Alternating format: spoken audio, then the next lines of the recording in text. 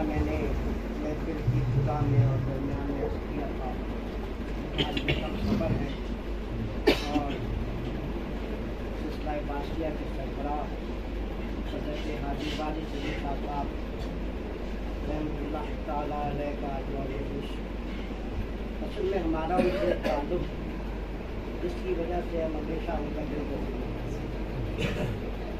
उनका ताल्लुक़ हमारे सिलसिले के सरबराह से। उन्होंने हाजी वाली सलीम साहब के मुरीदों की तादाद लाखों में, हज़ारों में नहीं, लाखों में। मैं भी एक दो ऐसे हवाले दूंगा कि आप खुद हैरान हो जाएंगे कि कौन कौन सी हस्तियाँ उनके हाथ में हैं। ये खुद एक मुख्तदर हस्ती का आज मैं पढ़ के हैरान है। मैं ये कह रहा था दोस्तों, लेकिन उनकी एक शान मुबारक थी, क्योंकि आप बाराबंकी ज़िला देवा शरीफ में आपका आस्थाना है, आप बन पर क़याम पज़ीर थे, लेकिन आपने अपनी उम्र का बेहतर हिस्सा सफ़र में दिया। लेकिन क़याम जब होता था तो वहाँ होता था, और जहाँ कहीं जाते थे अपने मुरीदों से कहा करते थे कि भाई अगर तुम्हारा गुजर लखनऊ से हो तो गंज मुरादाबाद हाजिरी ज़रूर दे। बड़ी ताकीद किया करते थे। और हज़रत मौलाना साहब रहमान बिन मुरादाबादी अपने मुरीदों को कहा करते थे, देखो भाई जो शख्स बाराबंकी की तरफ जाए वो हाजी साहब के पास हाजिरी ज़रूर।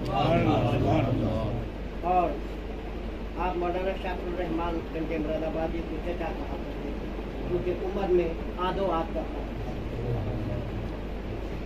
दोस्तों, बड़ी अजीब और गरीब बात यह है कि जब यकम ज़िलहिज होती थी, हाजी साहब दुनिया के किसी खित्ते में हो वो गंज मुरादाबाद पहुँच जाए।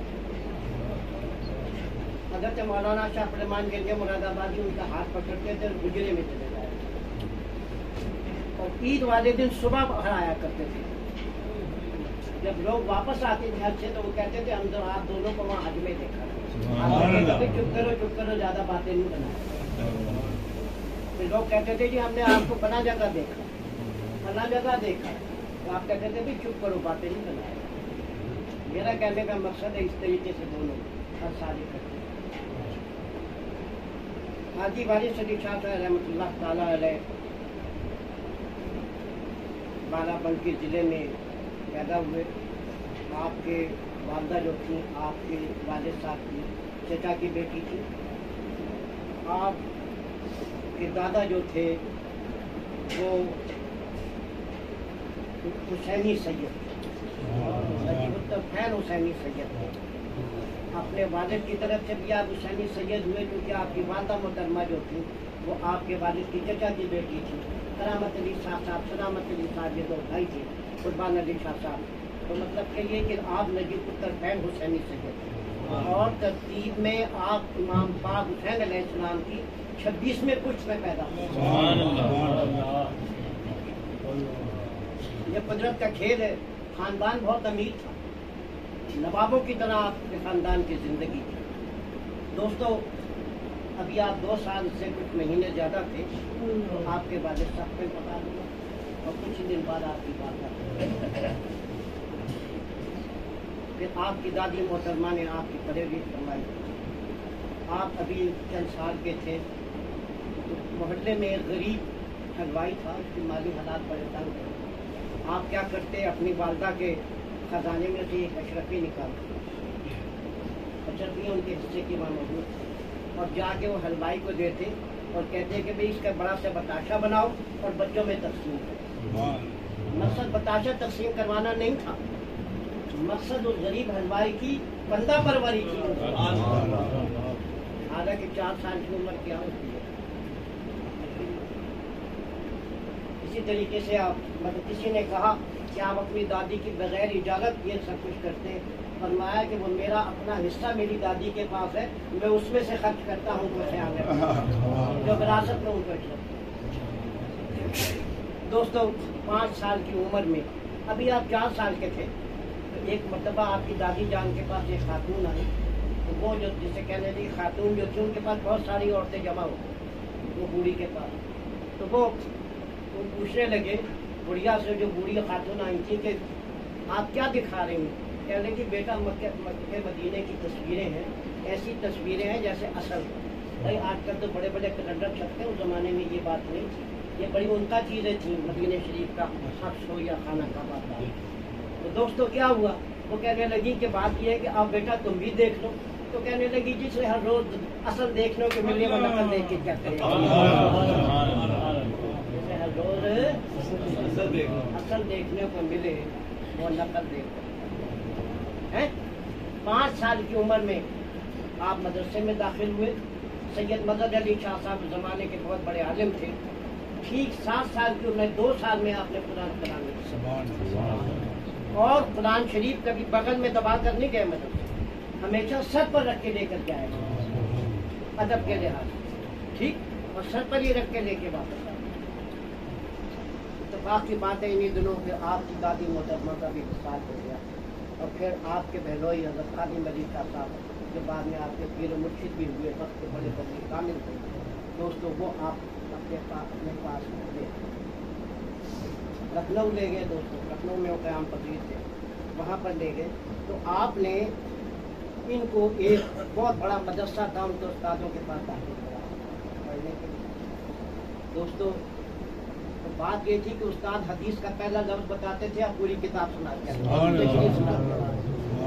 ایک دن انہوں نے ان کے بہنوئی خادم علی شاہ صاحب کو بلایا اور کہا کہ آپ نے کس شعر کو میرے پلے باندھا، یہ تو پڑھے پڑھائیں ہیں، اور سب سے بڑی بات یہ ہے کہ بجائے استاد کا روب شاگرد پہ ہو، شاگرد کا روب استاد پر رکھا۔ مجھے تو ان کو دیکھ کے ڈر استاد کیا۔ اور پھر ایک دفعہ استاد نے کہا کہ ایک دفعہ میں نے ان سے کہا تھا کہ پڑھو، تو انہوں نے میری طرف دیکھا تھا تو میں 7 دن بخار میں تھا۔ استاد کہہ رہے ہیں کتنے دن ہیں؟ 7 دن بخار میں دوستو۔ اور پھر 11 سال کی عمر میں آپ کے پیر و مرشد آپ کے بہنوئی خادم علی شاہ صاحب نے آپ کو خلافت عطا کی،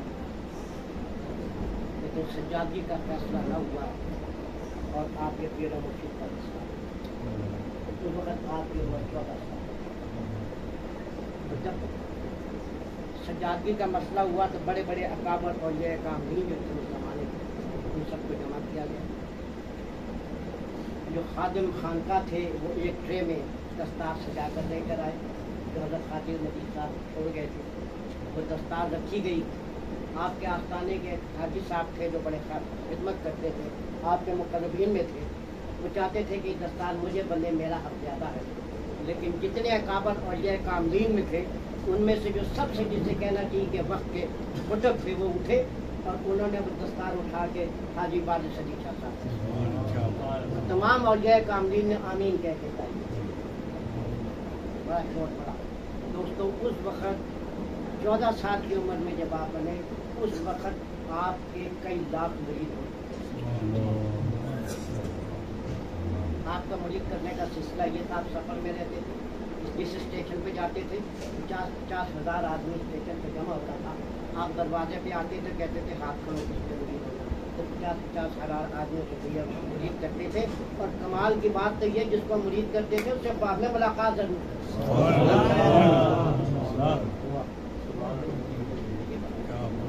دوستوں۔ اور آپ کی شان یہ کہ آپ اجمیر شریف تشریف لے گئے، وہاں سے واپسی پہ حج کے لیے تشریف لے گئے، اور جس جہاز میں حج پہ سفر کر رہے تھے، کیونکہ آپ تیسرے دن تھوڑا سا کھانا کھائے تو آپ جہاز کے سب سے نچلے درجے میں، تو اتفاق کی بات ہے کیونکہ اپنے ساتھ آپ کھانے پینے کا سامان نہیں رکھتے تھے، جب 5-7 دن مل گئے تو گزر گئے تو آپ نے کچھ نہیں کھایا، اس لیے کہ آپ تیسرے دن کھاتے تھے سامان کھانے۔ اس جہاز میں چونکہ پانی کے جہاز میں کئی 100 آدمی ہوتے ہیں، تو اس میں ایک حاجی ضیاءالدین صاحب تھے، بہت نیک آدمی تھے، تو ان کو نبی پاک صلی اللہ علیہ وسلم نے فرمایا کہ خود تو بڑے آرام سے کھا رہا ہے، اپنے پڑوسیوں کا جہاز میں خیال نہیں کرتا۔ انہیں سمجھ نہیں آئی تو انہوں نے کیا سوچا کہ پتہ نہیں کون کس کے لیے آقا نے فرمایا، انہوں نے پورے جہاز کے 400-500 آدمی کی دعوت کی۔ جب دعوت کر دی تو پوچھا کوئی رہ تو نہیں گیا، سارے جہاز میں ڈھونڈتے پھرے، کوئی ایسا نہیں، جب نچلے درجے میں پہنچے آپ کو پایا تو پیر پر کھانا لے کر آئے۔ جتنے دن سفر کا معاملہ رہا آپ کھانا پکا کے سب سے پہلے ان کو پیش کرتے، حاجی صاحب بعد میں خود کھایا۔ और अब जो मैं बड़ी अहम बात की तरफ आ रहा हूँ, आप सफ़र करते हुए दोस्तों जो आजकल इस्तांबुल, तो दोस्तों अब्दुल्ला साहब एक थे, उनके क़याम पजीर हुए। शाम एक दिन अब्दुल्ला साहब ने कहा कि चलिए बाग़ शाही की सैर को। तो बाग़ शाही की सैर को गए तो सुल्तान अमीर अब्दुल हमीद साहब वक्त का शहनशाह अमीर उल मोमिनीन भी कदम कर, उन्होंने जैसे ही इनको देखा तो कदम बोस हो गए। उसी वक्त आपके मुरीद हुए बाग में, और फिर आपको अपने महल में बतौर मेहमान ठहराया। और हालत ये थी कि लाखों तुर्क जो थे वो मुरीद होने के लिए हाजिर हुए। तो आपने कहा भाई वक्त पे से आओ। आपने एक रस्सी महल से ऊपर नीचे टांग दी, फरमाया जिसमें मुरीद होना है रस्सी को पकड़ता जाए वो मुरीद हो जाएगा। इस तरीके से मुरीद हो। किसी ने सुल्तान हमीद से पूछा कि आप इनके बैठ किस लिए हुए? फरमाया कि मुझे नबी पाक ने पहले इनकी ज़ियारत करा के कहा था अब्दुल हमीद इनका। नबी पाक के हुक्म से बहुत बड़ी बात है दोस्तों। सुल्तान हमीद के बारे में जो लोग जानते हैं उन्हें पता है कि वो क्या था। आज भी इस्तांबुल की तमाम उस ज़माने की मसाजिद जो है वो बताती हैं कि सुल्तान हमीद। मैं जिस मस्जिद में गया मुझे एक अजीब चीज़ नजर आई, और फिर वहाँ का जो अजायब घर है जिसमें आका सल्लम की चीज़ें वो आप कई घंटों नहीं देख सकते, मैं खुद भी कई घंटों में नहीं देख सका। तो मैं कर रहा हूँ उसके बारे में हाजी साहब फरमाते थे कि सुल्तान हमीद ने चूँकि वो बनाया था अजायब घर, आपने उसको शाबाश दी, फरमाया कि मुझे इससे बड़ी मुसीबत आका की चीज़ों को देखने, आले रसूल की चीज़ों को देखने। तो बहरहाल दोस्तों, मोहम्मद अली शाह साहब थे, वो अजमेर शरीफ के रहने वाले थे। तो उन्होंने कई दफ़ा ये सोचा कि मतलब है कि मैं जो है किसी तरीके से किसी का मुरीद हो। इत्तेफाक के बाद वो फौज में थे। जब फौज में थे तो मतलब फौज का जो प्लाटून थी वो यहाँ हमारा जो कोहाट है ना अजमेर से यहाँ उनका था। वो एक दिन अपने रिसाले से, रिसाला कहते थे हमारा प्लाटून कहते हैं, उससे वो बिछड़ गए। अब पहाड़ की उस आज की पहाड़ियों में नहीं बंदा ढूंढ सकता, तो उस ज़माने की पहाड़ियों का क्या हालत होगा। वो रास्ता भूल गए कई दिन से। तो उन्होंने देखा कि एक दरवेश से मुलाकात हुई, उन्होंने उनको खाना खिलाया, प्यार से सब बिठाया, और उन्होंने खाना वाना खिलाने के बाद जैसे कहना चाहिए इन्होंने उनसे कहा कि मुझे अपने रिसाले से मिला। आपने क्या किया? उनसे कहा आंखें बंद करो। उनसे कहा आंखें, उसे आवाज़ आई आंखें खोलो, देखा तो अपने रिसाले। अब ये जस्तजू में रहे, वहाँ नज़दीक एक सुलेमान शाह साहब का मज़ार है, आज भी मज़ार है। वो वहाँ पर गए और दुआ की कि जनाब बात ये है कि मैं यहाँ आपके आस्थाने पे मुरीद होना चाहता हूँ साहिब सज्जादा से। तो आँख लगी तो साहिब मज़ार से फिर वही बुज़ुर्ग जिन्होंने उन्हें पहाड़ियों में रहनुमाई की थी वो नज़र आए। उन्होंने कहा तो यहाँ से चला जा, तेरा हिस्सा जा। वो कहते मैं दोबारा अजमेर शरीफ गया, जब मज़ार शरीफ पे आप ख्वाजा गरीब नवाज सरकार के हाजी लगाई और इल्तिजा की, तो मज़ार शरीफ से भी वही बरामद हुए जो पहाड़ पे मिले, कहने लगे तेरा हिस्सा क्या। फिर वहाँ से वो निकले। सादिक शाह साहब उस ज़माने में दरवेश थे, कलंदर टाइप इंसान थे। वो उनके पास गए, उन्होंने फिर तवज्जो फरमाई, कहा कि तेरा हिस्सा 12 बंकी में हाजी वाले से दिखा। जब ये वहाँ पर पहुँचे हज करने सफ़र करने के बाद, तो उनको देख के हाजी साहब को हैरान है, कहने लगे ये तो वही बाबा जिसने कोहाट की पहाड़ियों में मुझे मदद की, ये तो वही बाबा जो सुलेमान के मज़ार में से निकला, ये तो वही बाबा जो ख्वाजा अजमेरी के मज़ार से निकला।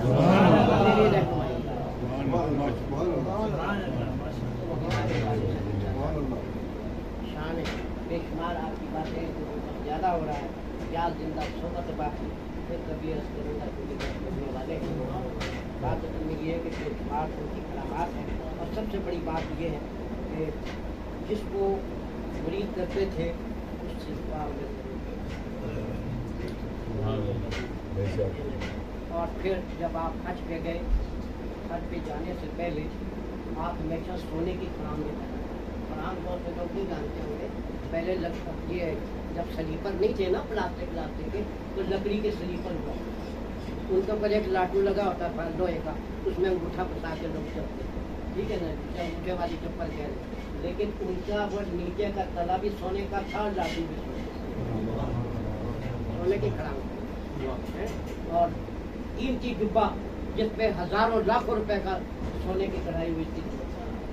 لیکن جب حج پہ جانے لگے 14 سال کی عمر تو احرام باندھا تو ساری عمر احرام ہے.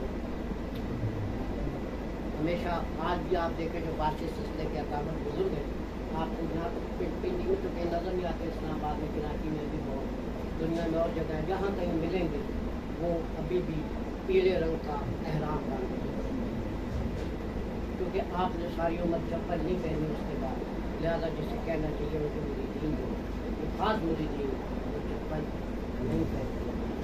یہ شان ہے بے شمار جسے کہنا چاہیے. پیلا احرام باندھتے تھے, پیلی مٹھائی کھاتے تھے. مطلب یہ چند باتیں ایسی ہیں جو ان کے مریدین نے اپنائی. اللہ سب کو اپنے خیر